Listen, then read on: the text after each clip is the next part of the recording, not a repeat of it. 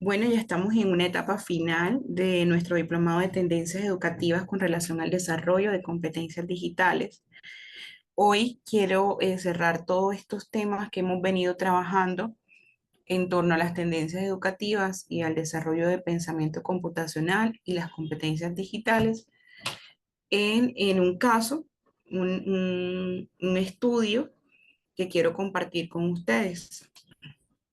Adicionalmente a eso, comentarles que pues mañana, con el favor de Dios, estaremos trabajando algo de lo que se habla mucho en la actualidad en cuanto al desarrollo de competencias digitales y es el design thinking, que de pronto es un elemento que no hemos visto tan a profundidad porque hace parte de los avances que se han venido presentando en torno a este tema de competencias digitales. Ya el sábado finalizamos con el favor de Dios nuestro diplomado y pues compartiremos ya a nivel general experiencias y un trabajo grupal que haremos aquí por medio de la plataforma de Zoom.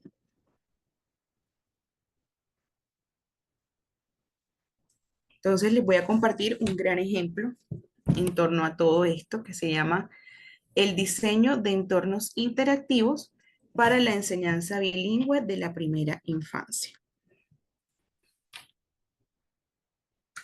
Ya sé que José está aquí, el resto, por fin vamos saludándonos para saber que están aquí. No me vayan a dejar hablando solita.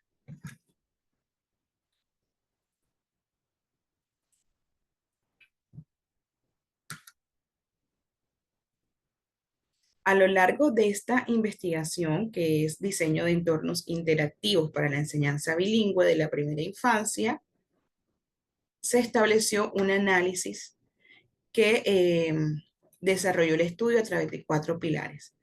Primero, el contexto educativo. Segundo, fundamentos teóricos, sobre los cuales no voy a profundizar porque los fundamentos teóricos son todas esos enfoques emergentes en la educación que ya vimos en este diplomado.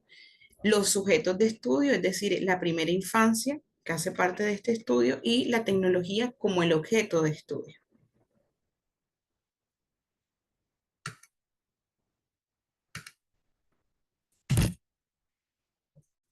El análisis de las facetas concernientes al ámbito educativo varía según el contexto en que se estudia.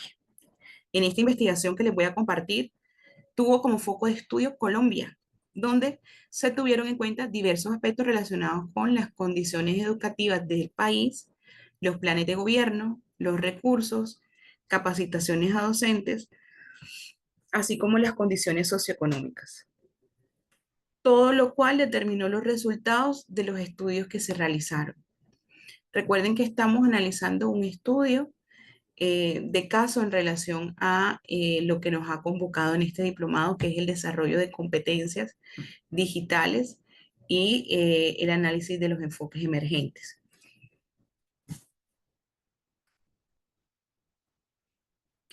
Como vamos a ver entonces, ese es el contexto de este estudio, de esta población es colombiana. Los invito a que mis estudiantes que no son de Colombia, pues vayan aportando al proceso, ¿sí?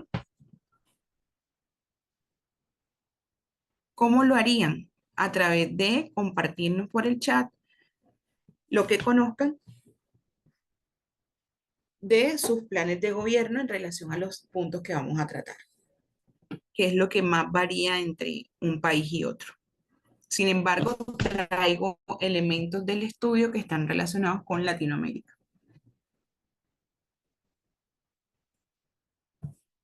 Los fundamentos teóricos que tuvieron en consideración, además de girar en torno a los factores asociados al aprendizaje y la enseñanza, que los vimos en este diplomado, se enmarcan más concretamente en el aprendizaje del inglés como segunda lengua.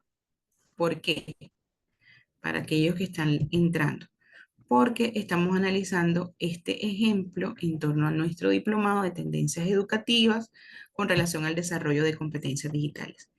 Este diplomado en sí, todo lo que hemos trabajado, hoy nos convoca a hacer un análisis de un ejemplo y el ejemplo es diseño de entornos interactivos para la enseñanza bilingüe de la primera infancia.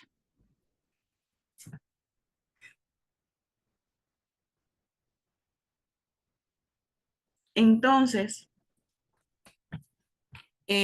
además de girar en torno a factores asociados al aprendizaje y la enseñanza, se enmarcan más concentradamente en el aprendizaje del inglés como segunda lengua, porque es de entornos bilingües, para alinear este proyecto investigativo con el fortalecimiento de los focos estratégicos contemplados en las propuestas políticas del COMPES del 2016 al 2020, más desarrollado y competitivo en el marco de varios retos, uno de los cuales es el uso de nuevas tecnologías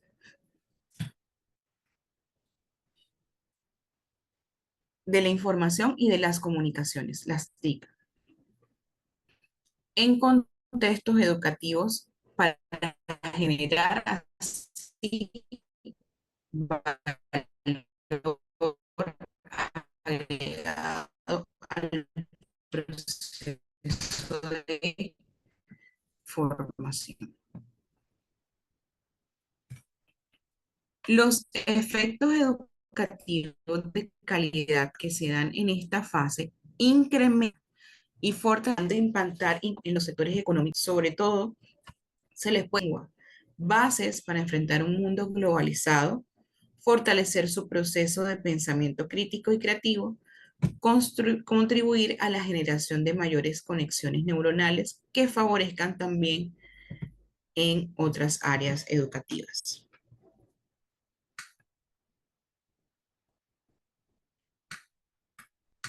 ¿Cómo vamos hasta ahí? José, ¿me escuchas?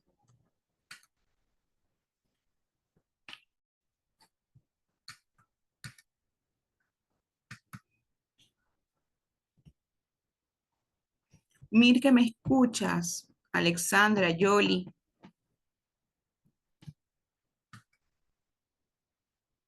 me confirman. Gracias, José.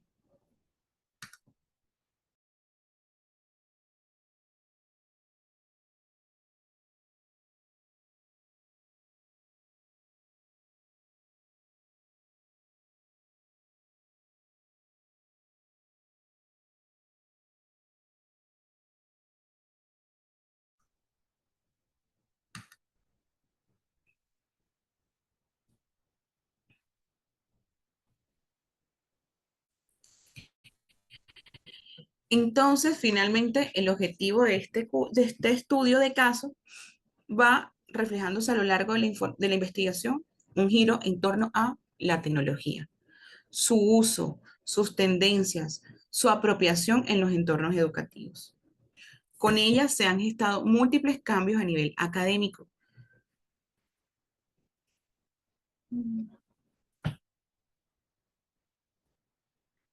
La demanda de creación de contenidos curriculares de base tecnológica y de calidad han aumentado y al mismo tiempo ha supuesto un esfuerzo por parte de nosotros, los docentes, los investigadores, los diseñadores y las demás profesiones interesadas en proporcionar mejores herramientas de trabajo para fortalecer los procesos de enseñanza y aprendizaje. Estos profesionales utilizan metodologías efectivas que, estudiadas en conjunto, dieron lugar a la creación de un modelo que fusionó componentes y lenguaje propio de cada profesión vinculada al proceso de creación de contenido académico con base tecnológica. Entonces, si lo que hemos visto, ay, gracias a Alex, Jolis, ay, Mirke, no me escucha bien. Mirke, pues muévete para ver si es tu señal, porque ya José y Jolis y Alex me dicen que sí se escucha bien. ¿Consideran ustedes que la tecnología ha sido esa fuente que ha gestado estos múltiples cambios a nivel académico? Quiero escucharlos, quiero leerlos más bien.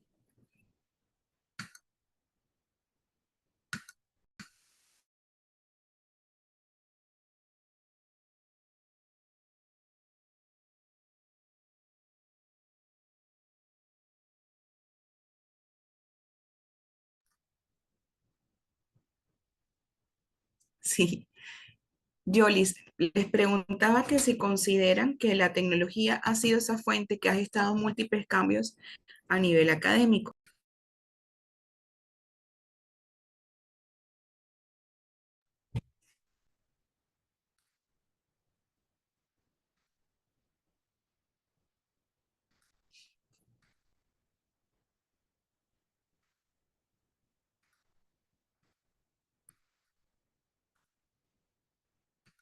Entonces José me dice, claro que sí, porque bien diseñada asegura resultados eficientes.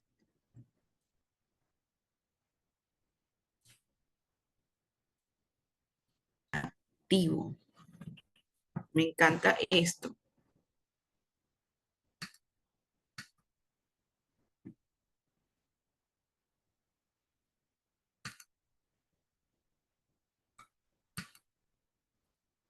Hace el estudiante, bueno, que si esa es la ley de José, y en la presencialidad el docente es el único que participa. Eso sí,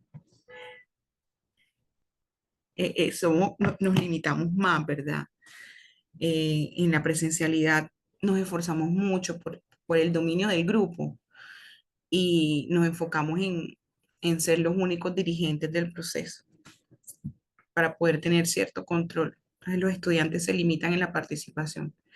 De acuerdo, José.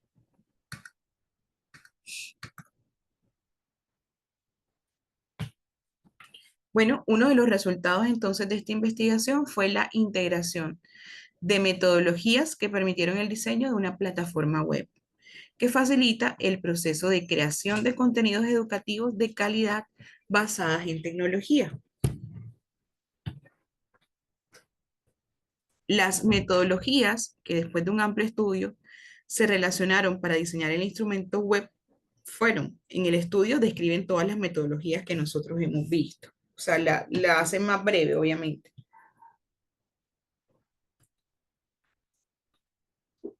Pero se enfatizan en esta y por eso este estudio también es abrebocas para el contenido que mañana veremos de Design Thinking.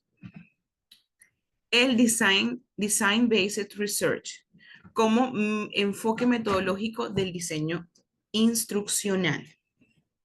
El Design Thinking, que es el pensamiento de diseño, como metodología que facilita el desarrollo de diseño centrado en el usuario. Y por último, la metodología para la creación de juegos serious, cuya base pedagógica facilita la creación de recursos didácticos y educativos adecuados para los sujetos de estudio de esta investigación, que esos sujetos, ¿quiénes son? Porque en este caso ya al principio el título nos dice quiénes serán, quiénes en este estudio de casos son la población. A ver, ¿quién se acuerda? Aquí dice Yolis. Sí, profe, claro que ya ha permitido llegar principalmente a los niños con diagnósticos, pues una herramienta que es muy útil, que le facilita el aprendizaje significativo. Excelente, Yolis.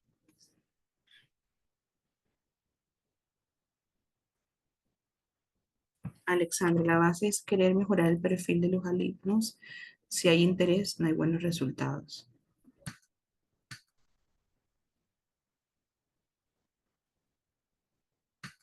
Me dice Mir que sí, a los estudiantes les gusta mucho la interacción que ofrece la tecnología. Amanda, buenas noches, Amanda.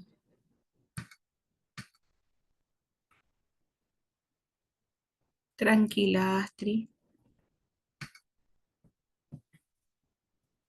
Ok.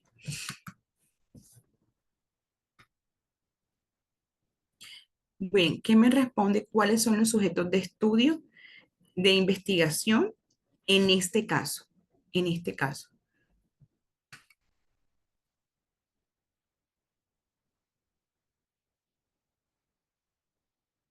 Así es, Astrid. Esta mediación de tecnologías potencia la creatividad de nuestros estudiantes. Excelente. Bueno, recuerden que los sujetos de estudio en este caso son la primera infancia. ¿Ok? El uso de la plataforma web que se creó para este estudio permitió generar los requerimientos claves para el diseño de una aplicación interactiva que incorporó la realidad aumentada. La realidad aumentada hace parte de qué tipo de realidades. Esa las engloba. O sea, tiene un nombre, realidad, y de esa realidad hace parte la realidad aumentada, la realidad virtual, la realidad mixta. ¿Quién se acuerda? Vamos a ver.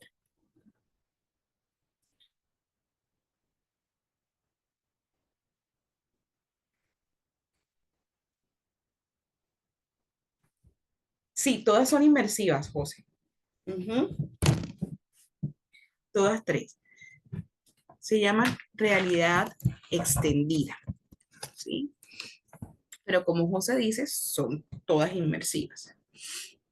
Dice Amanda, la motivación y la facilidad de materiales y temas que incentiven la curiosidad por adquirir conocimientos innovadores es motor para que los alumnos realicen sus trabajos con dedicación y entusiasmo. ¡Wow!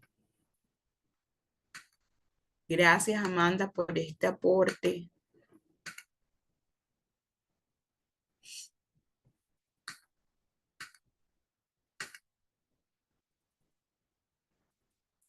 La globalización del mundo entonces exige nuevas y mejores formas de desarrollar competencias comunicativas, dando principal relevancia al aprendizaje de lenguas extranjeras.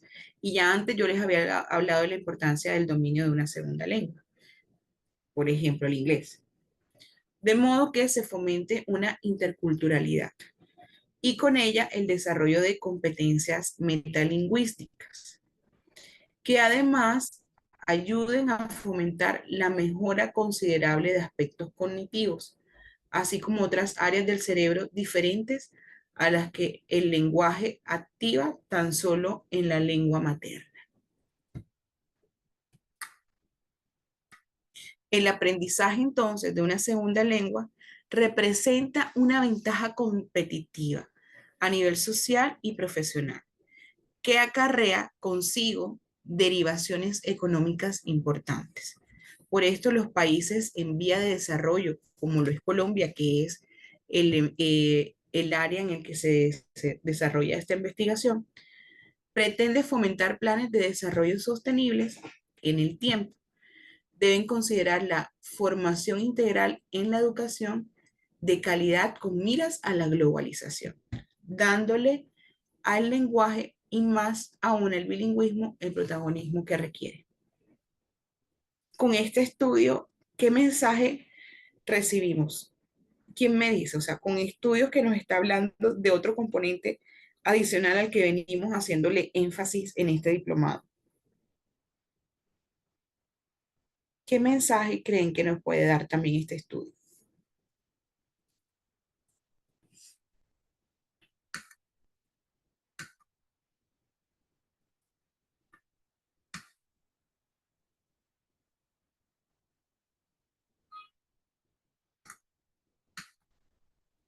Me quedé solita. Bueno, este estudio, les digo yo, lo que pienso entonces, nos invita, ¿verdad?, al dominio de una segunda lengua. Así como tenemos que estar en un mundo digital, eh, interconectado, el manejo de una segunda lengua también favorece esos niveles de comunicación y por lo tanto son ventajas competitivas a nivel social y profesional. Por eso ahí está subrayadito.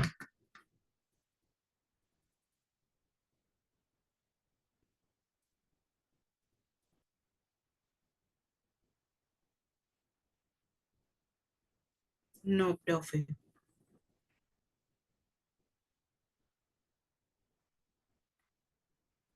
Así es, miren lo que dice José. Junto a la tecnología podemos configurar competencias necesarias para responder a las exigencias del mundo. De hecho, ya la adquisición de una segunda lengua está mediada por tecnologías muchos casos. Bien, veamos un poco el tema de la enseñanza de esa segunda lengua. Miren este año,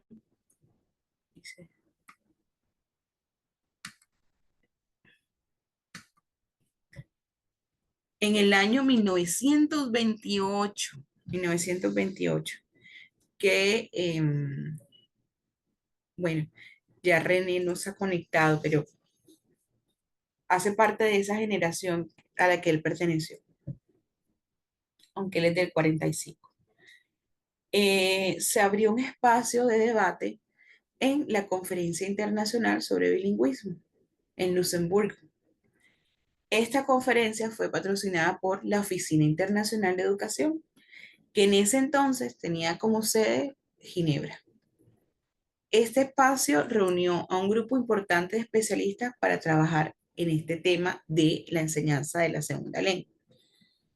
Y en el marco de este importante evento se cuestionaron aspectos de alto interés en aquella época, como cómo medir la influencia del bilingüismo sobre la lengua materna, cuáles eran los efectos del bilingüismo sobre la inteligencia en general, cuáles eran las ventajas o inconvenientes del régimen bilingüe, cuáles eran los métodos más seguros para aprender una lengua, cuál era el momento más favorable para comenzar este aprendizaje de una segunda lengua. El estudio de la segunda lengua debe ser simultáneo o sucesivo. Entre otras cuestiones, se abrió a partir de este momento campo a estudios, soluciones y contradicciones sobre el bilingüismo. Así se pronunció ya la Oficina Internacional de Educación en 1932. Al contrario de lo que se podría pensar, la respuesta ante todos estos interrogantes que se plantearon en esa conferencia fueron unánimes. Los conferencistas condenaban el bilingüismo, marcando puntualmente su negativa influencia sobre el desarrollo cognitivo y personal del niño. De esta forma, se proponía retrasar al máximo la introducción de una segunda lengua en el proceso de enseñanza escolar. Quiero que me digan si eso que pasó en esa época con respecto a la segunda lengua, estamos hablando de 1932, no nos pasa hoy con la tecnología. ¿Quién me responde?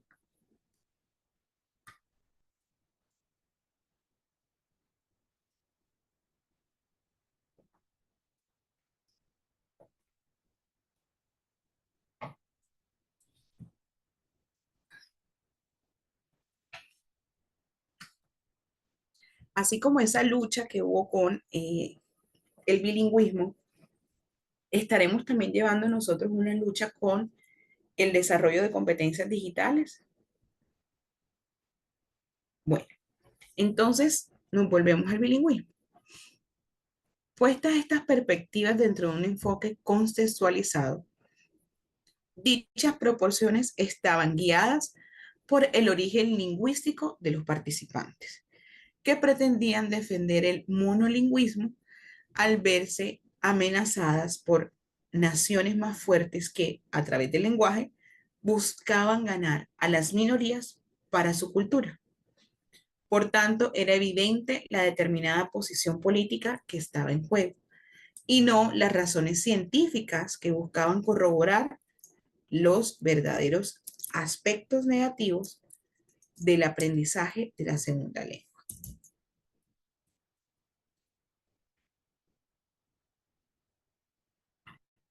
Años después, porque del 32 al 51 han pasado 19 años, la UNESCO convocó a especialistas en París para redactar un informe que afirmara la forma axiomática que el mejor medio para impartir cualquier tipo de enseñanza a los niños era su lengua materna.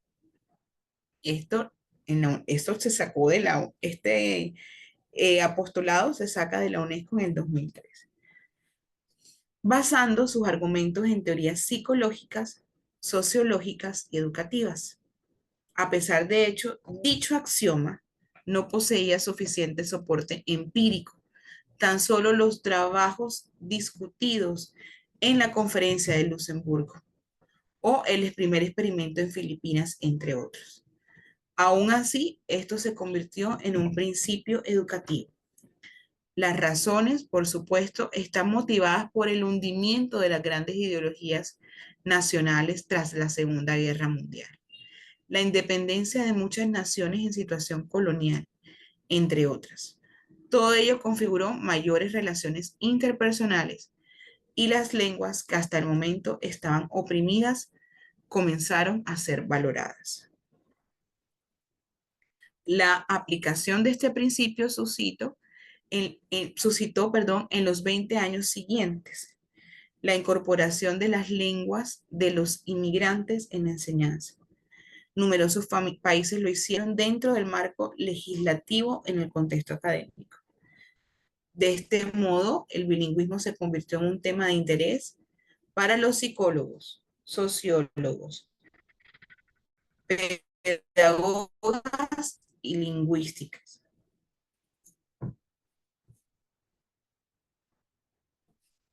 Hizo necesaria para muchos la producción de una clasificación educativa de las modalidades de enseñanza existentes.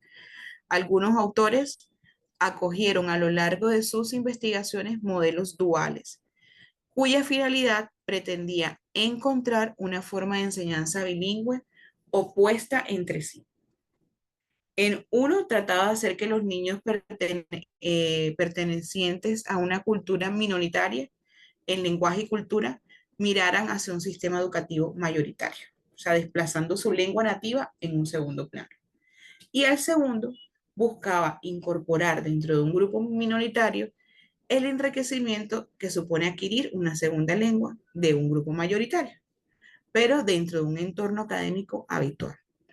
Asimismo, otros autores como Make desarrollaron alternativas educativas que incorporaban muchas más variables, desarrollando al menos 90 alternativas para la educación bilingüe entre las escuelas.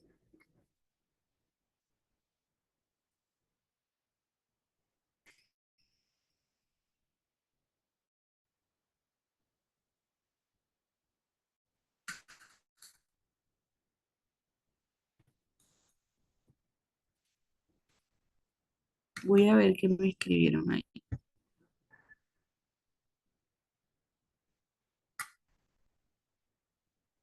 Dice José, y lograrlos, no sea que no aprender uno ni otro. Si las autoridades de educación tomaran en realidad la necesidad de llevar a la población estudiantil a superar todas las dificultades que nos plantean los desarrollos sociales, políticos y económicos, el avance que mundialmente son recurrentes,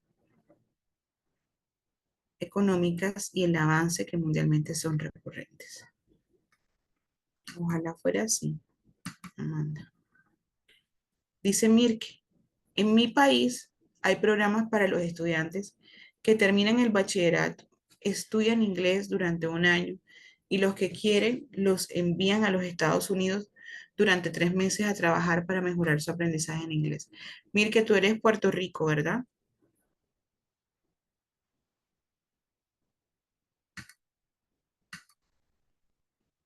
Amanda, globalmente, debido a las precarias condiciones,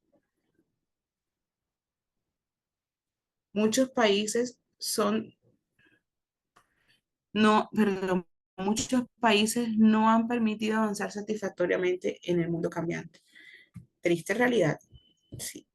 Ay, bueno, Mir, que es República Dominicana, perdóname. República Dominicana. En este punto, cuando las investigaciones acerca de los tipos y modelos se hacían, fue necesario desarrollar distintas clasificaciones en torno a lo investigado para formalizar términos como, por ejemplo, modelo, tipo, diseño de programas. Este acuerdo se generó a raíz de una revisión que determinó que el término modelo debía referirse exclusivamente a las formas básicas del sistema educativo bilingüe. El término tipo a un programa con características especiales, mientras que el diseño de programas estaría específicamente limitado a la estructura curricular. Muchos fueron los esfuerzos que se realizaron en los años 70 para desmitificar las desventajas del bilingüismo. Phil y Lambert realizaron diversas investigaciones con niños bilingües franco-ingleses de Montreal. Sus experiencias confirmaron que los niños bilingües obtenían mejores resultados en pruebas de inteligencia verbal y no verbal que los monolingües. El bilingüismo, además de hablar dos lenguas, adquiría características multiculturales. ¿Están ustedes de acuerdo en eso? ¿Han tenido la oportunidad de trabajar en un contexto bilingüe, en un ambiente de aprendizaje bilingüe? ¿Han trabajado en ello?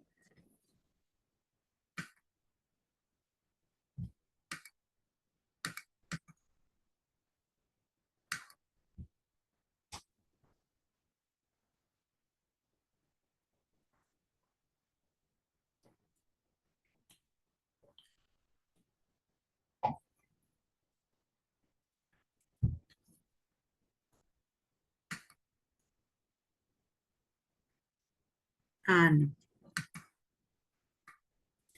Pero sí, sí, esa visión que está aquí sí es real. Yo sí he tenido la posibilidad de estar en colegios de inmersión bilingüe, o sea, con docentes nativos, con un ambiente de aprendizaje completamente en una segunda lengua. Y sí, los niños crean conexiones distintas, ¿sí? No más avanzadas que los que no están en un contexto bilingüe, pero sí adquieren destrezas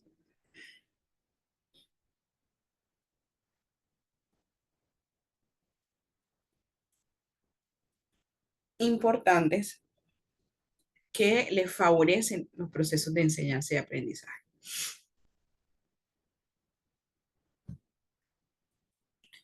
Luego, recuerden que estamos hablando de 1932. Años más tarde, Lambert habla de la importancia de la inmersión en una segunda lengua a edad temprana o en los inicios de la escolaridad para garantizar mayores probabilidades de desarrollo del lenguaje. Estas teorías fueron a su vez apoyadas por 5 tipos de investigaciones que buscaron avalar modelos para la educación bilingüe, considerando la variable de adquisición de la segunda lengua de los inmigrantes en relación con el uso del lenguaje nativo en su hogar, comparado entre ellos el éxito académico al incorporarse en una nueva lengua. Tanto Chisek, que es un estudio con niños Crow de una revista de Montana, como Brackner, en un estudio con niños italianos en Canadá, obtuvieron los mismos resultados. Mostraban los beneficios y mejoras académicas de los niños una vez estaban inmersos en el aprendizaje de una segunda lengua. Por otra parte, en Estados Unidos, durante este periodo, se desarrollaron modelos conductistas basados en la mímica y la memorización, cuya influencia se hizo más evidente en los programas que desarrollaron materiales de enseñanza audio-bilingüísticos. Se enfatizaba el aprendizaje de diálogos o patrones de oraciones de memoria, dado que el desarrollo del lenguaje se consideraba como la formación de hábitos. Y eso fue en el 64 y 68. ¿Quiénes de los que están aquí?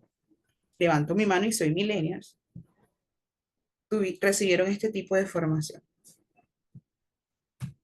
¿Cuántos no nos acordamos? O sea, ¿cuántos no aprendimos inglés con los audios, con las conversaciones que había que aprenderse de memoria, los diálogos, patrones de oraciones, el sujeto más, verbo más, predicado, pero en inglés era más marcado, más fuerte?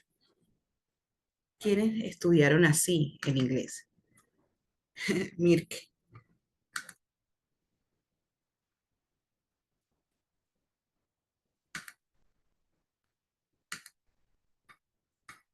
Si bien, aunque las investigaciones sobre las diferentes dimensiones del bilingüismo se remontaron a finales del siglo XIX y principios del siglo XX, la segunda mitad de los años 90 se convirtió en la era del auge de la investigación sobre bilingüismo y la adquisición de una segunda lengua. En este sentido, las investigaciones empíricas giraban en torno a cómo se adquiría la segunda lengua, la influencia del plurilingüismo en la sociedad y la adquisición del lenguaje infantil.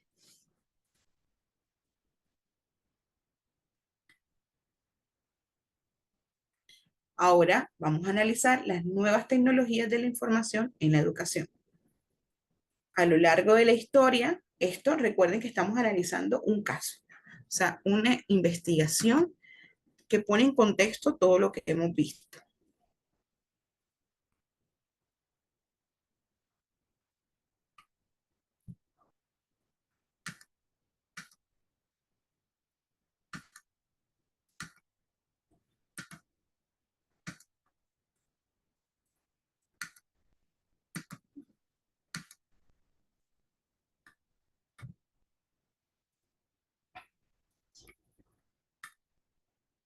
Me dice Amanda, acá en Venezuela se ha presentado la situación de la educación bilingüe. Ejemplo de ello, las escuelas donde parte de la población son indígenas guajiros.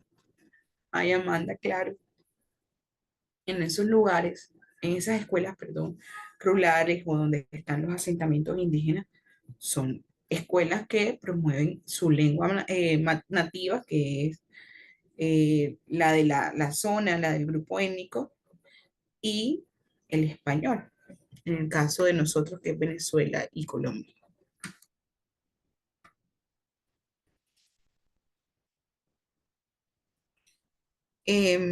Comprender los contextos históricos en los que han ocurrido estos importantes cambios es imprescindible para estudiar de forma sistemática el sistema educativo actual y las tendencias económicas y sociales que lo rigen.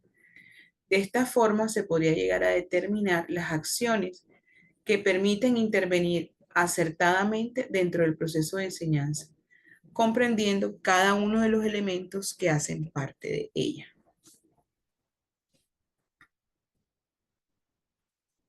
Existen tres revoluciones que han marcado de manera contundente la manera en que se concibe y se produce la educación en estos últimos siglos.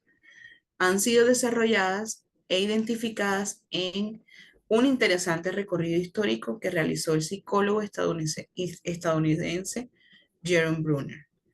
Y de la siguiente manera. La primera revolución. El paradigma institucional tras la aparición de las escuelas medievales, donde se hace una transición del proceso de enseñanza familiar y del líder de la comunidad a un método, a uno metódico, didáctico, organizado, donde la formación escolar se basa en la cultura oral, la transmisión de la información a través del relato y dando la memoria resultaba, y donde la memoria, perdón, resultaba privilegiada, ¿sí? Porque todo lo que se contaba, pues también se almacenaba en la memoria. Uno sabe lo que puede recordar, dice la frase. Segunda revolución. La organización de la cultura nacional, donde se generaron sistemas escolares públicos que desestructuraron el paradigma privado y de institucionalidad fragmentada. Porque recuerden que antes solo tenían acceso a la educación la clase privilegiada, abriendo paso a unos sistemas estatales de educación. En esta fase, el cambio tecnológico viene marcado por la supremacía del uso de materiales impresos que se sobrepone a la tradición oral. Es decir, la primera revolución nos dice que hay una tradición oral.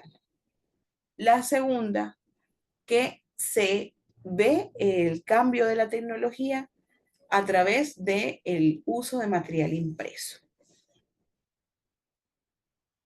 La tercera, La educación masiva buscaba responder a los nuevos desafíos y requerimientos de la economía local y mundial. Se crea así un sistema de democratización y extensión de la educación según que posea altas retribuciones para el crecimiento económico de los países. Es decir, la tercera revolución nos indicaba su impacto a nivel mundial y el desarrollo económico que podía brindar. Pero de acuerdo a Brunner, ya estamos viviendo una cuarta revolución educativa que se fundamenta en paradigmas tecnológicos. Recuerden, el primero, tradición oral. El segundo, lenguaje impreso. El tercero, desarrollo económico. Y cuarto, paradigma tecnológico, ¿sí? El cual se ha desarrollado dentro de los procesos de globalización en el marco de nuevas tecnologías de la información y de las comunicaciones, TIC, que incluyen en las nuevas tecnologías de la sociedad, que influyen, perdón, y han marcado a otros en la transición tecnológica. Tener en cuenta cómo se caracterizan cada uno de estos aspectos servirá para analizar de manera profunda el impacto de las nuevas tecnologías en la conformación de los nuevos escenarios educativos.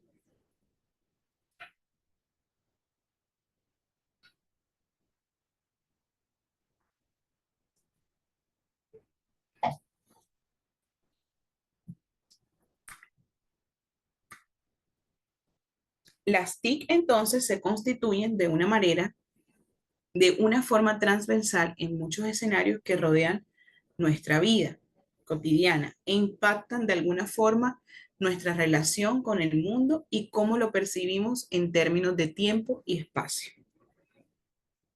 La experiencia subjetiva de este ritmo acelerado en el que la tecnología inunda nuestros modelos de vida generan una sensación que hace parecer que se acortaran las distancias. Esta experiencia cambia significativamente nuestra percepción, nuestra forma de comunicarnos y la experiencia que vivimos. ¿Consideran que es vigente esta expresión del 98, donde la experiencia subjetiva de este ritmo acelerado en que la tecnología inunda nuestro modelo de vida genera una sensación que hace parecer que se acortaran las distancias? Les pregunto, ¿es vigente esa expresión? ¿Está vigente?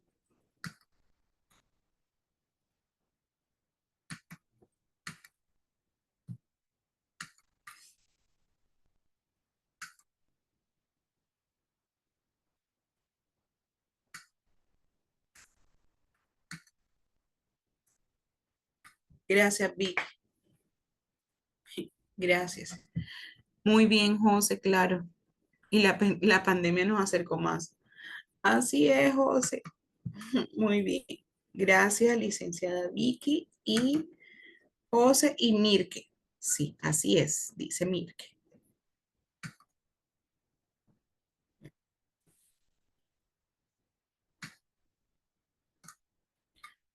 Ya es una realidad que las TIC han permeado.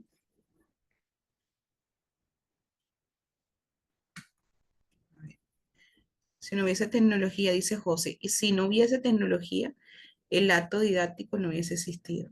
Así es. Así es, porque por medio de la tecnología surgió, mira que también el material impreso fue gracias a los avances en tecnología. Dice, voy a volver a repetir esto, ya es una realidad que las TIC han permeado casi todos nuestros campos de acción e interacción. Gracias a su capacidad para facilitarnos el procesamiento, almacenamiento, producción, difusión de la información y la comunicación, adquiriendo mayor y mejor alcance global, combinando por completo nuestra cultura e incorporándonos a una nueva, mediatizada por intereses sociales, sistemas políticos y estrategias de mercado, conocida como la cibercultura. Así hemos pasado a un sistema de comunicación dominado en un espacio por la fonética y lo simbólico a uno multimedia. Este modo de producción informacional multimediático, en palabras de Castell, es el de virtualidad real, en el que la misma realidad es capturada por completo, sumergida en un escenario de imágenes virtuales, en un mundo del hacer creer en que las apariencias son. ¿Qué piensan de ese trabalengua ahí? La virtualidad como un mundo de hacer creer y en el que lo que es aparente es. ¿Qué piensan ustedes de esa expresión de Castell del 96? Muy actual, una expresión muy real, muy del hoy. De acuerdo con esto, socialmente se ha hecho evidente profundas modificaciones en torno a la productividad, las relaciones personales y laborales. El rol mismo del trabajo ha variado junto con las características de los trabajadores. La polarización social, la forma en que aprendemos e impartimos contenido educativo. La transformación sociotecnológica juega un papel importante en la forma de producir y utilizar los conocimientos. Todo ello configura nuevas líneas de investigación orientadas a garantizar la calidad dentro de los contextos educativos, cuyas características importantes se presentan a continuación. Miremos esas características. Ya que la información es abundante, por tanto el conocimiento deja de ser lento y escaso. Las características son el paradigma de la educación enmarcado en el contexto de infraestructura, generando exclusivamente para aprender escuelas, universidades, se deja de lado al no ser el único medio en el que las nuevas generaciones tienen contacto con el conocimiento y la información. Esta que estamos teniendo nosotros es de esas nuevas generaciones. Por ello, las instituciones educativas también se transforman hacia la generación de contenidos de información abierta. Se amplían los soportes de comunicación educacional que antes solo integran la cultura oral impartida por el docente y los textos impresos. Se entiende al alumno como un ser único y complejo que requiere una mayor flexibilidad y atención de acuerdo con sus características e inteligencias múltiples, replanteando así las competencias y destrezas de la enseñanza. Comienza el desafío para incorporar las TIC al entorno educativo. La educación ya no se identifica como propia de una nación, sino que se contempla desde la esfera de la globalización. La educación deja de identificarse exclusivamente en el ámbito Estado-nación e ingresa a las esferas de la globalización. Actualmente nuestra sociedad y más aún la realidad que viven algunos países de Latinoamérica, entre esos Colombia, demanda una transición educativa hacia la incorporación de nuevas TICs si buscan, en medio de su expansión y desarrollo, estar en el contexto global para ser competentes ante el mundo. Eso quiere, categóricamente, una formación de todos los sujetos involucrados en el proceso de enseñanza-aprendizaje, docentes, alumnos e incluso padres. En la medida que se han gestionado estos cambios, los sistemas educativos estarán cada vez más influenciados por la tecnología y sus nuevas tendencias, con la variante de que estos supondrán una fuerte inversión de recursos que hará más marcada la brecha educativa entre instituciones públicas y privadas. A su vez, hará que se acentúen, como planteó Humberto Eco, dos posiciones entre la tecnolofilia, que busca las soluciones a problemas educativos en todas las innovaciones tecnológicas o el uso de ellas de manera irresponsable y descontextualizada, y la tecnofobia, que condena el uso de la tecnología atribuyéndole efecto deshumanizado.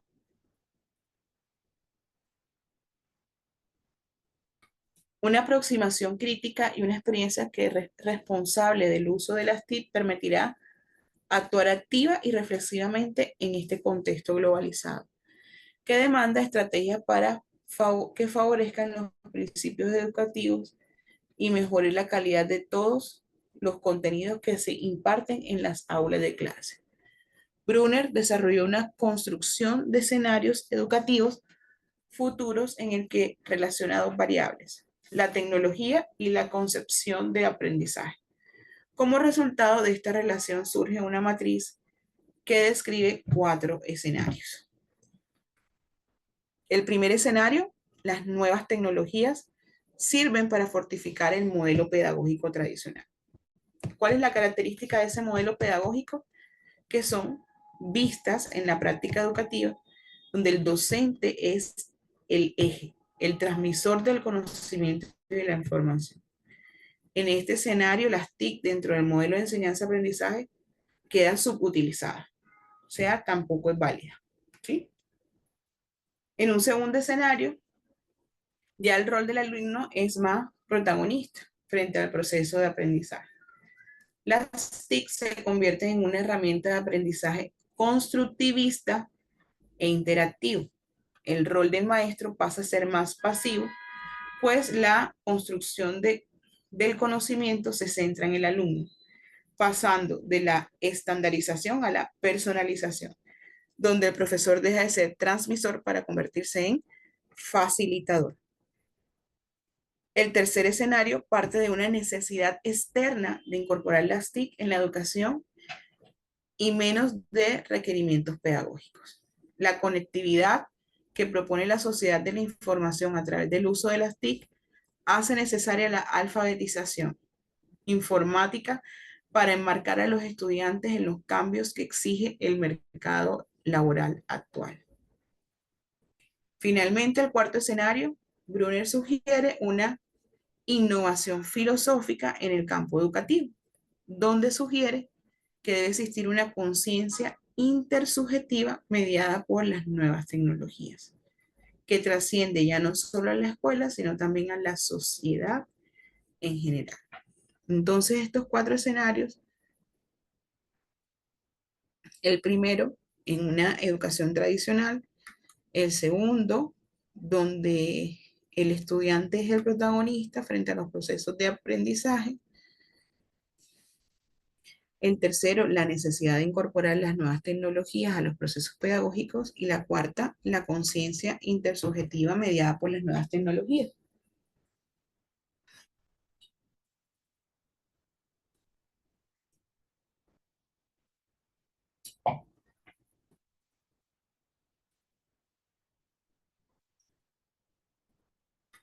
Bien, vamos aquí a un tema súper puntual. ¿Cuántos de mis estudiantes están en un entorno escolar público y cuántos están en el privado? Respóndame, público, privado, público, privado, público. Si revisamos la literatura internacional, podemos encontrar una variedad de investigaciones que evalúan los efectos del rendimiento académico en los estudiantes, así como también cuán eficiente es un sistema educativo, aunque el factor de los recursos parece ser relevante en algunas ocasiones, como lo evidenció Hanukkett, Rifkin y Taylor en sus investigaciones. Otros autores como Heisen y Gramersen señalan que los antecedentes familiares, el contexto socioeconómico, son variables que impactan sobre la posibilidad de éxito de un estudiante. Ellos realizaron un estudio en Dinamarca mediante el cual se tuvo en cuenta el nivel de educación de los padres, el salario y el gasto por alumno en relación alumno-docente y el salario de los docentes en los institutos. Los autores encontraron que estas variables sí son significativas y que los efectos de gastos por estudiante son más altos cuando las condiciones socioeconómicas no son favorables, disminuyendo así la brecha de la desigualdad. ¿Qué opinan ahora que ven este cúmulo de factores, de variables que hacen que la educación, el rendimiento académico en la educación privada varíe de la pública y que descarta que es solamente temas de recursos? Porque nosotros en este diplomado también le hemos echado bastante, bastante tiempo al tema de la barrera de los recursos económicos.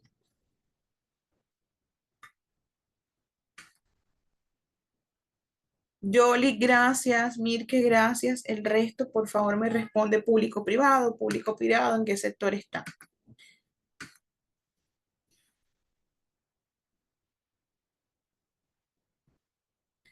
Desde otra perspectiva, Tooth y Wulping analizaron tomando como referencia la variable de logro académico como factor de diferenciación entre lo público y lo privado en estudiantes de colegios de los Estados Unidos, y encontraron que los insumos y estímulos en los hogares son altamente significativos frente a los insumos y estímulos de la escuela en cuanto a la relación alumno-profesor y salario de los profesores. Si bien en Colombia también se han generado un sinnúmero de esfuerzos para determinar la eficiencia y la calidad del sistema educativo, Piñeres y Rodríguez estudiaron los efectos del nivel socioeconómico sobre el rendimiento académico, encontrando una relación directamente proporcional. A mayor condición académica, mayor rendimiento académico, mientras que el factor de desplazamiento o movilidad hacia escuelas representaba un factor inverso en el rendimiento, como era el caso de los colegios públicos en zonas rurales. Años más tarde, Gaviare y Barrientos analizan el entorno de la familia como un factor determinante en la calidad, así como el efecto de la calidad del plantel. Diferenciando el colegio público del privado, concluyen que el entorno familiar influye de manera significativa en el rendimiento académico de los estudiantes. Los planteles privados, al promedio de docentes por alumno y el nivel de formación de los docentes, están asociados positivamente a la calidad. Y a pesar de del incremental gasto público de educación, la diferencia entre las instituciones privadas y las públicas es que estas últimas poseen grandes problemas organizacionales y de incentivos que de recursos.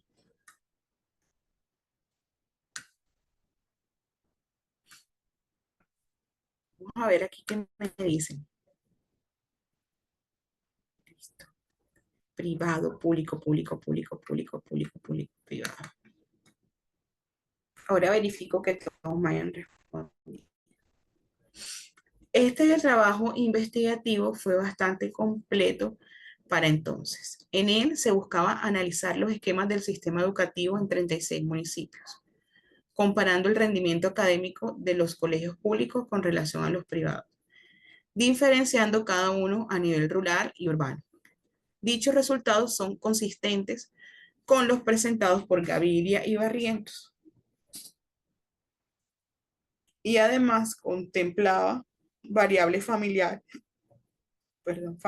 de infraestructura locativa y docentes, e incluso diferencias en los resultados en cada una de las áreas evaluadas en el IFEX. Lo que pudieron concluir en esta exhaustiva investigación basada en los resultados econométricos es que, primero, los colegios públicos tienen una diferencia marcada que influye sobre los resultados de calidad y tiene que ver con su administración. Algunos son solo, tienen una concesión del sector privado y otros son completamente administrados por el colegio, el sector público. Dos, los colegios públicos que no son administrados por el gobierno presentan mejores resultados educativos que aquellos en los cuales el Estado tiene injerencia absoluta. Si bien ya lo había dicho Friedman en el 62, que el hecho de que el Estado financie la educación no quiere decir que deba también operar el sistema educativo. Tercero, si se analizan los resultados aislados, lagunas variables asociadas, los resultados que miden el proceso educativo durante los años de educación escolar es mucho mayor. Los colegios privados pues solo logran aislar el problema derivado de la administración pública, es decir, la diferencia grande que existe entre la educación privada y la educación pública es la administración de los recursos en la educación pública. Si se analiza la literatura que hay con respecto a los resultados de desempeño de estudiantes entre el sector público y privado en el siglo XXI, el escenario parece no variar demasiado. Muchos autores se han cuestionado cuál es el papel que juega el sector privado y el sector público en la educación del país. Y la gran mayoría coincide en que se deben tener claridad sobre el valor social y el impacto que genera cada uno de ellos, antes de decidir expandir la oferta pública, sobre todo si ésta no consigue estándares de calidad aceptables. Si bien muchas de las propuestas apuntan a generar una concesión de los colegios públicos a operadores privados, de modo que el gobierno solo se encargue de subsidiar becas para que los estudiantes tengan la oportunidad de estudiar en colegios privados. Y con esto lograr aislar todas las problemáticas que presenta el sector público y el caos administrativo, significativamente inferior al que se presenta en el sector privado. Bien, aquí ya tengo más de mis estudiantes en el sector público. Tengo 4, 5, privado 2, 3, 2. Bueno. Amanda dice, como dije anteriormente, cuando hay motivación, incentivos y se trata de una institución que busca evolucionar a pesar de las condiciones económicas y sociales, si hay una buena condición por parte del educador, el alumno podrá responder, perdón, y resolver lo que se le plantea. A mí personalmente tuve situaciones en una institución que aunque era pública, logramos que nuestros niños participaran y lograran utilizar las herramientas y los planes que se buscaban. Con lo logrado, nos ayudó a lograr apoyo de una empresa privada a dotar a la institución de equipos. ¡Wow, Amanda! Súper.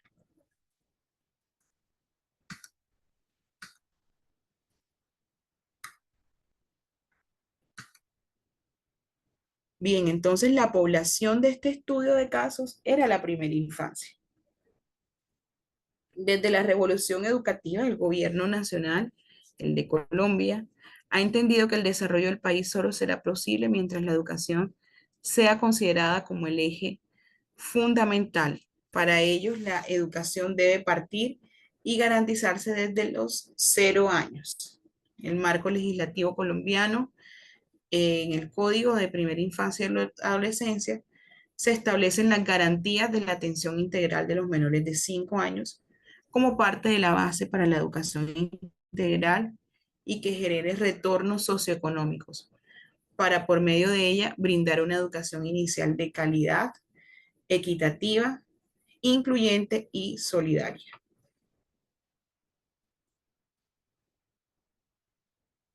Competencias educativas entonces para esa primera infancia: adaptar el entorno desde el nacimiento. Los niños desarrollan habilidades cognitivas, sociales, afectivas, que les permiten construir bases para hacer, saber hacer y poder hacer.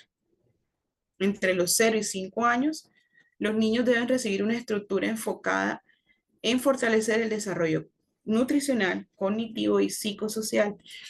Estos derivan de un impacto positivo sobre los indicadores cognitivos y no cognitivos del niño y su capacidad de aprender, garantizando así el éxito a largo plazo.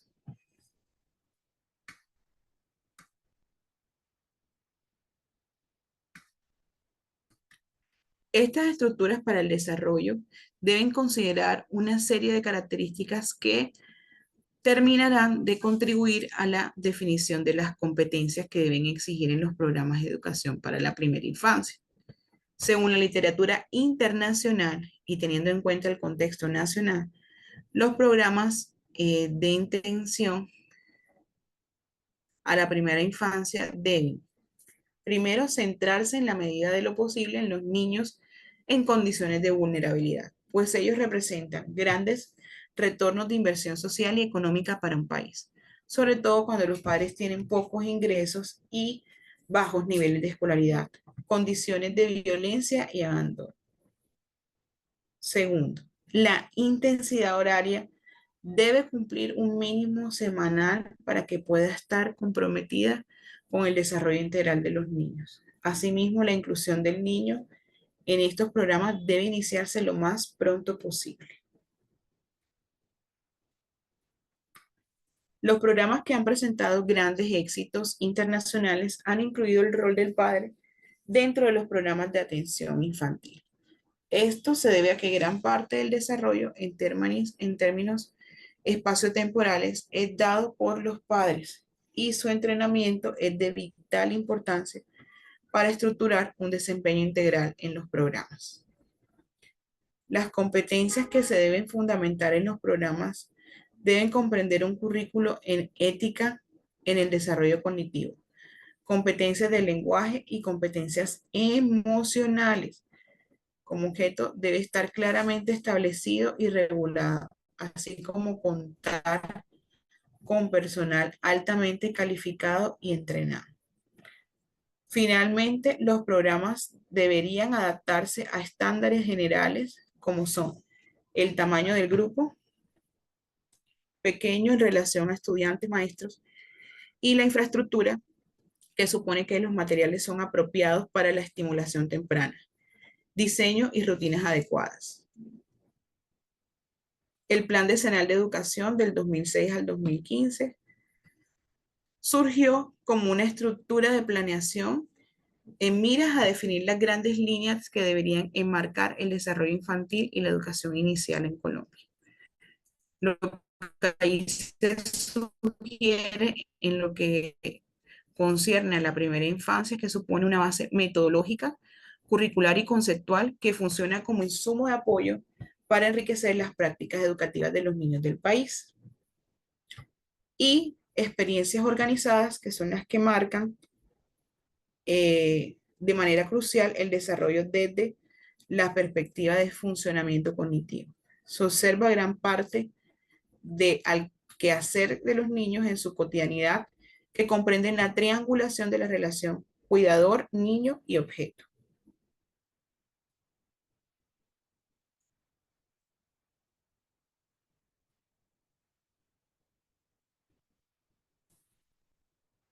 El Plan General Decenal de Educación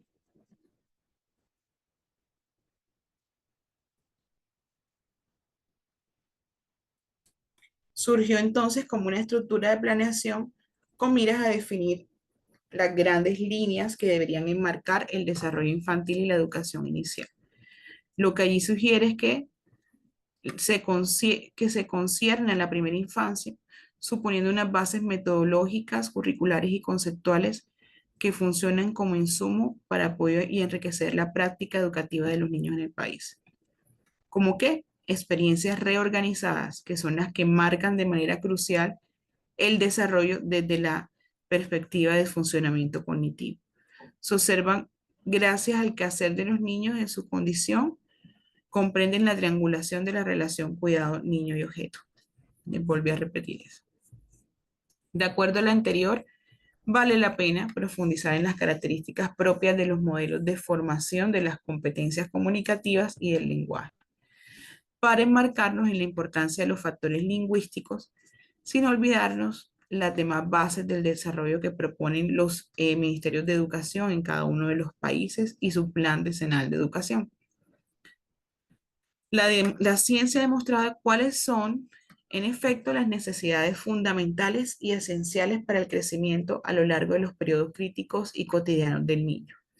su entorno afectivo, social, cultural, ideológico, cómo estos influyen en el desarrollo de sus alcances a lo largo de la vida. Al mismo tiempo, la ciencia nos ha revelado también lo que sucede si empiezan a existir carencias o necesidades no significativas en un corto y largo plazo durante las etapas más críticas del desarrollo, como es la niñez. La forma entonces en que construye el sujeto es fruto de una compleja transformación donde la evolución biológica juega un papel fundamental, sobre todo en el que respeta a la estructuración neurológica, siendo esta la base que desencadenen las relaciones adaptativas del ser humano en el medio ambiente en que se desenvuelve.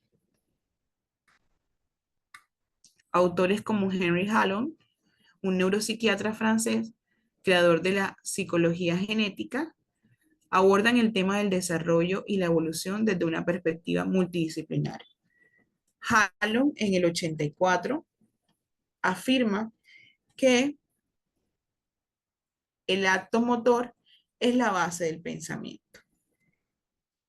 El tono muscular, la expresión, la emoción y la comunicación guardan una estrecha relación en su tesis y asegura que el desarrollo mental y psíquico del niño son codependientes. Es Hallon quien por primera vez describe el estadio del espejo, que más adelante es profundizado por otros autores, donde el protagonista es el otro y hace parte de la construcción de la conciencia del yo, de cada individuo y la forma en que éste se relaciona con el mundo en torno a lo social, lo emocional y mental. Sus aportes en torno a la psiquis emocional del individuo, llamado hoy inteligencia emocional, ya había sido expuesto por Hallon hace más de 60 años. Las variantes sobre el desarrollo y las concepciones teóricas han destacado autores en la ciencia generando importantes aportes para comprender la estructura y la dinámica de la vida de los seres humanos, sobre todo en lo que respecta a sus primeros años.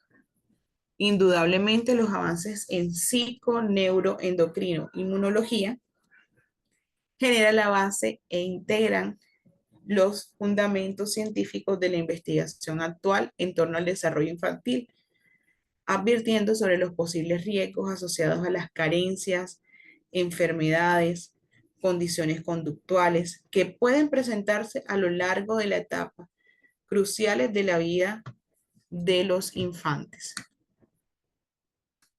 De acuerdo con lo anterior y en base a los conocimientos compartidos por los autores que se mencionaron y muchos otros, se reconoce que el desarrollo del niño es crucial para determinar muchos aspectos que lo predeterminan a lo largo de la vida. La ciencia durante décadas de investigación ha demostrado que el desarrollo del cerebro en los niños, desde su nacimiento hasta los 5 años, constituyen la base de una sociedad próspera y sostenida. Este rango de edad se le conoce como primera infancia y ha sido motivo de investigación y en muchos casos la gran apuesta de muchos gobiernos para brindar garantías sociales y económicas a largo plazo. ¿Quiénes de mis estudiantes que están aquí trabajan con la primera infancia? Por favor, me responden sí o no. ¿Trabajan con la primera infancia? Las experiencias tempranas de los niños son la raíz que da entonces fruto a las funciones de sinapsis neuronal que estimulan el desarrollo y la capacidad funcional del cerebro. Dichas experiencias se deben dar en periodos claves llamados sensibles y críticos, que son popularmente conocidos como las ventanas de las oportunidades. Es decir, un periodo durante el cual debe ocurrir una experiencia significativa. En el primer año del niño, por ejemplo, ya posee la capacidad de discriminar los sonidos del habla. Con este insumo, posteriormente se desarrolla la producción correcta de sonidos que da lugar a la comunicación y el lenguaje. De manera analógica, el sistema visual también empieza a formarse a partir de información de patrones que dan paso al entendimiento del mundo, lo que rodea al niño, lo cual estructura la base del desarrollo cognitivo. Vamos a ver, solo dos. José me dice que no es primera infancia, ni Mirke. Y el resto, vamos a ver qué me dice. Así como a lo largo de los años se empiezan a generar junto al desarrollo de capacidades una serie de conexiones, por otro lado ocurre un programa genético evolutivo que coordina la aparición de una serie de comportamientos presentes en cada etapa de la vida. Juntamente con el desarrollo que se gesta en esta fase vital, se produce un proceso más especializado en respuesta a las experiencias únicas vividas de cada sujeto. Esta plasticidad depende de la experiencia, se alimenta de la información que recibe del entorno en el que se desenvuelve el niño. Es así como de forma jerárquica se van estableciendo las funciones de maduración cerebral de acuerdo con las necesidades de cada individuo. Los periodos entonces sensibles están presentes en todas las especies. En ellos se desarrollan los sistemas perceptivos y motores, así como la capacidad cognitiva, social y afectiva. Una vez el periodo sensible se va cerrando, los circuitos neuronales se hacen mucho más estables. Se ha sostenido durante mucho tiempo que este término se utiliza para describir los efectos que ocurren en el cerebro debido a experiencias vividas de cada individuo durante periodos limitados del desarrollo. Un ejemplo muy común es una relación de un bebé y un vínculo seguro con su cuidador. Esta fase se llama periodo sensible, pues si esta experiencia clave no se produce en este periodo de tiempo específico, se cree que el comportamiento y otras funciones cerebrales se ven afectadas de forma permanente. No sé si ustedes también tienen o están en conocimiento de un postulado de Freud, que nosotros repetimos nuestra historia cada 5 años, que los primeros 5 años de vida marcan nuestra historia y que cada 5 años pues estamos repitiendo los mismos sucesos, pero en contextos diferentes.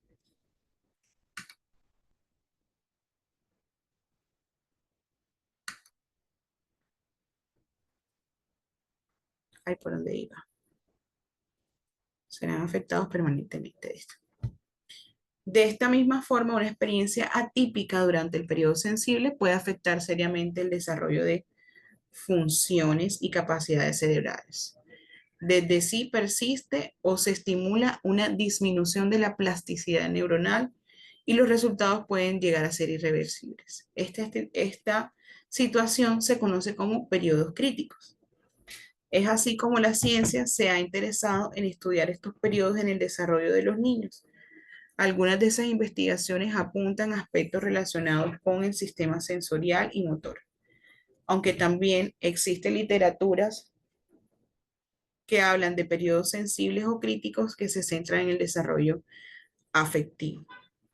De hecho, dentro de los diferentes periodos críticos, existen diferentes tipos de periodos. Por ejemplo, cuando se habla del dominio del lenguaje, existe dentro del mismo periodo crítico del desarrollo de esta capacidad de em, que incluye la discriminación de categorías fonológicas como la presentan en un modelo conceptual de Work It Is.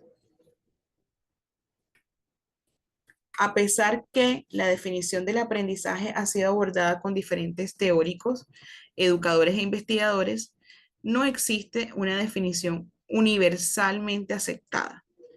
El autor del libro Aprendizaje Biológico e Inteligencia Artificial, Christian Balkinius, habla acerca del aprendizaje como el cambio de comportamiento innato que se da en el momento que van surgiendo nuevas experiencias y se logran efectuar adaptaciones a estas circunstancias. Por lo tanto, dichos cambios abren campo al desarrollo de conocimiento. Los comportamientos racionales requieren representaciones abstractas o conceptos del mundo percibido y responden a su vez a la evolución de estructuras de comportamiento básico, donde el niño necesita desarrollar unas primeras actividades de menor complejidad para conseguir niveles superiores de desarrollo. La habilidad entonces para extraer conceptos de las percepciones se debe a la plasticidad de las neuronas. Esto implica que algunos conocimientos previos puedan ser innatos, determinando un genoma que establece un cableado prenatal a las neuronas, como también ocurre en el reino animal, donde la evolución también se da en medio de que el cerebro abre campo a nuevos conceptos. A partir de estos principios, se puede inferir que el conocimiento es una propiedad emergente del sistema cognitivo y el uso correcto de los conceptos cobra significado gracias a la acción.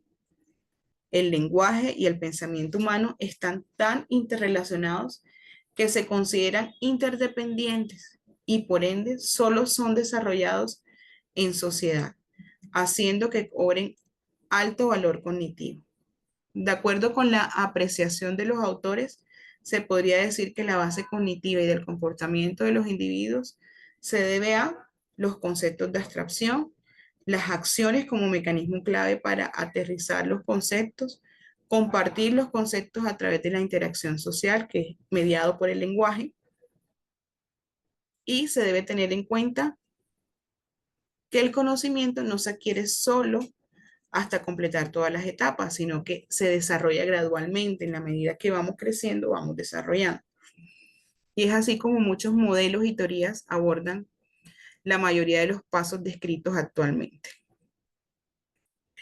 Desde esta perspectiva investigativa, vale la pena reconocer, repasar esas teorías cognitivas que permiten el concepto de diseño instruccional y desarrollo de materiales didácticos interactivos.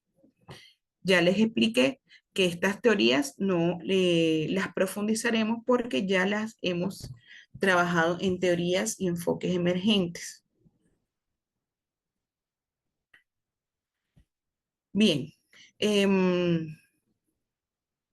dice Snellberg que darse el lujo de restringirse a una sola posición teórica, se deben examinar cada una de las teorías en las ciencias básicas desarrolladas por psicólogos y educadores al estudiar el aprendizaje y seleccionar aquellos principios y conceptos que pueden tener mayor valor para una situación particular.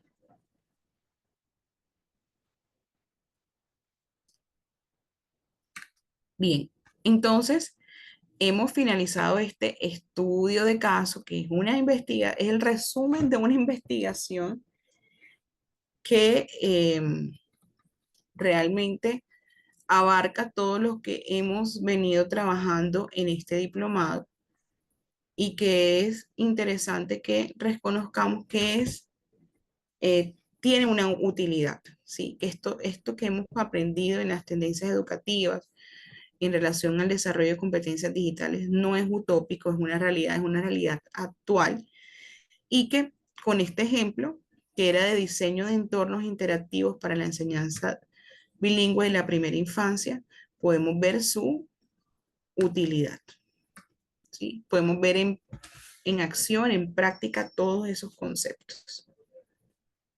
No sé si alguien me quiera, por favor, aportar algo. Los leo.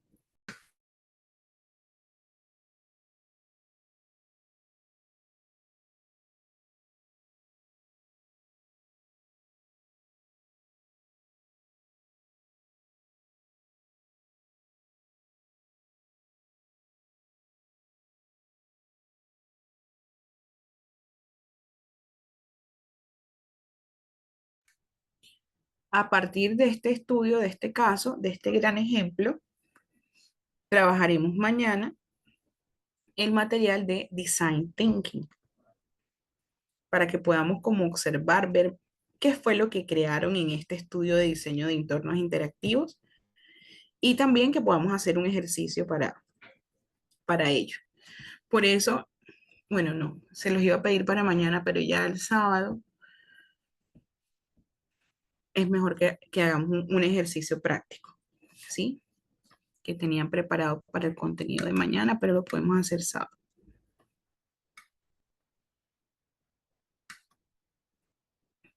Qué bueno, José. José nos comparte que en Panamá las escuelas privadas tienen buenos logros en la enseñanza de idiomas.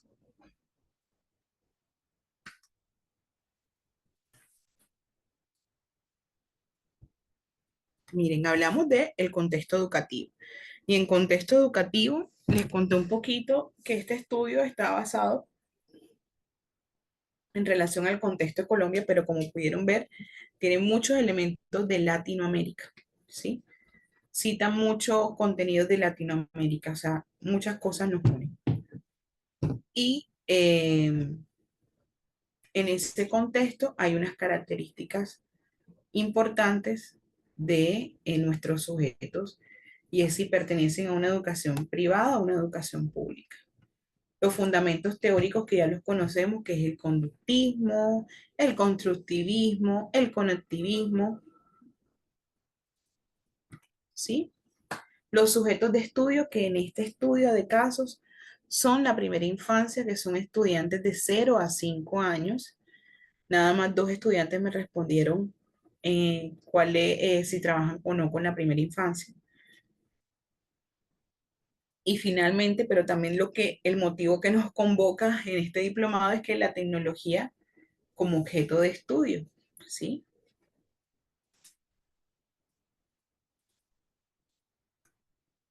¿Quién desea entonces hacer un aporte, así como lo hizo José? ¿Quién nos quiere compartir algo? O levantar la mano también, para darle la palabra.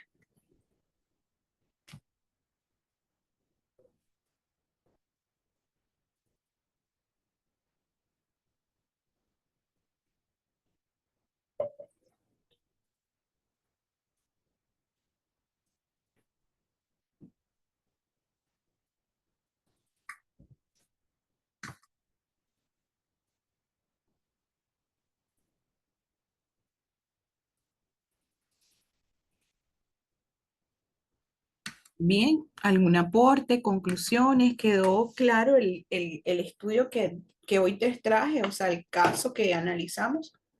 ¿Hay claridad en él?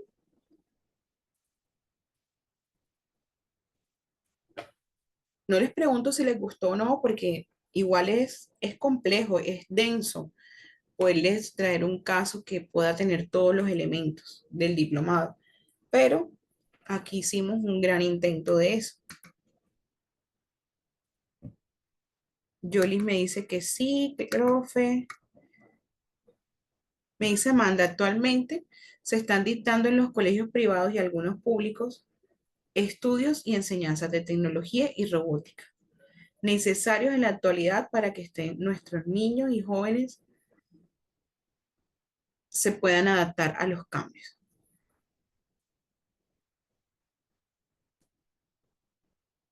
Excelente, Amanda, así es. Esta es la actualidad, este es el hoy.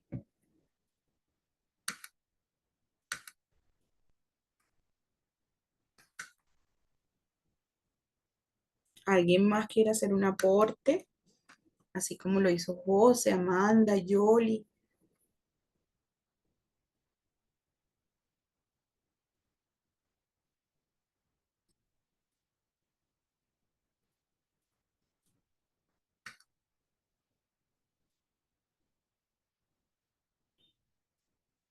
Dice Yoli, incluso en el colegio de mi hijo ya la robótica es un área como tal. Así es. Ya es una asignatura más, dan tecnología o ofimática y robótica. Sí.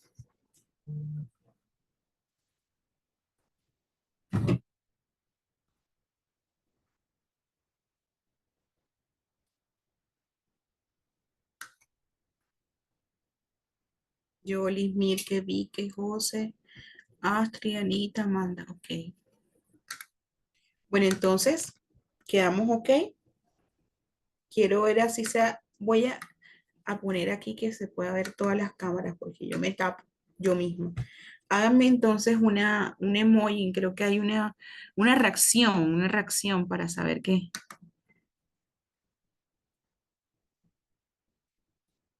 Ay, qué linda, Amanda. Yo agradecida que estés aquí conmigo y estuviste súper pendiente de mí, no me dejaste hablar solita.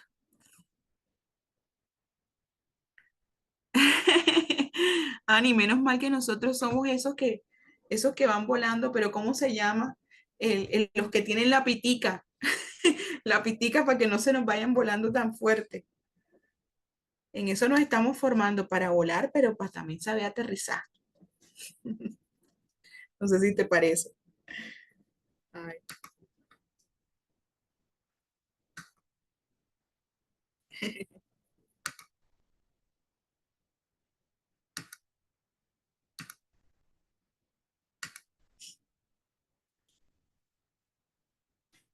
ay, gracias. José, tú me estabas levantando la mano. ¿O era una reacción? Escríbeme si era que estás levantando la mano o si había un emoji y se quitó y no lo vi porque como abrí el chat grandísimo, yo no sé si ustedes ven todo lo que yo hago, que yo cojo y abro el chat para poderlos leer bien a todos, pero bueno.